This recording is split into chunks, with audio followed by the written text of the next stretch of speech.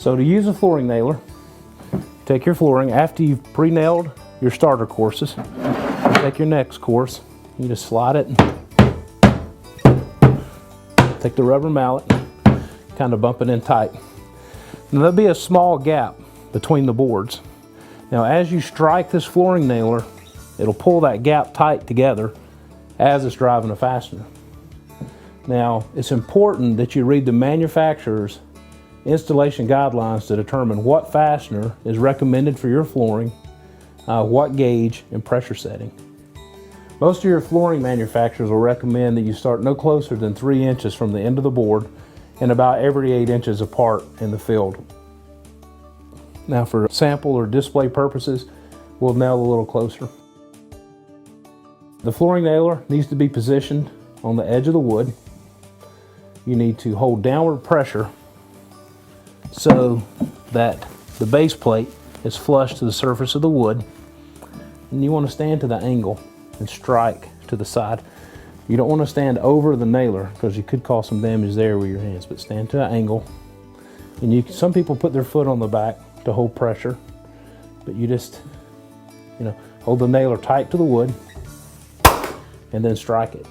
Now you can hit it harder if you have a larger gap, or you don't have to hit it that hard at all, but you can, just the weight of the mallet will activate the gun. But if you have a large gap that needs to be closed, sometimes you have to strike the nailer a little harder.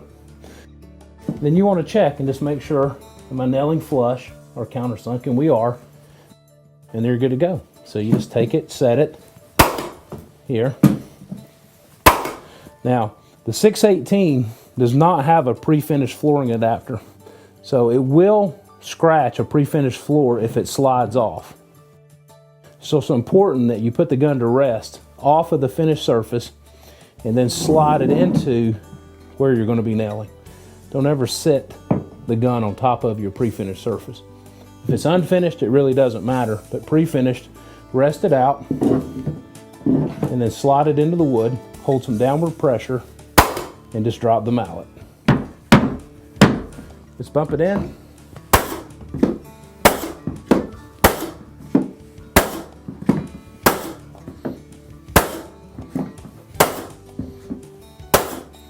Okay, it's that easy. So once you get rolling, you just tap it in. And if you have a gap in the flooring, you can try to hit it with your mallet. If it doesn't close it up, when it comes time to nail, just strike it a little harder and it'll close it up. It's made to close the gap and drive the nail. If you can see, that gap is pretty much gone. Here.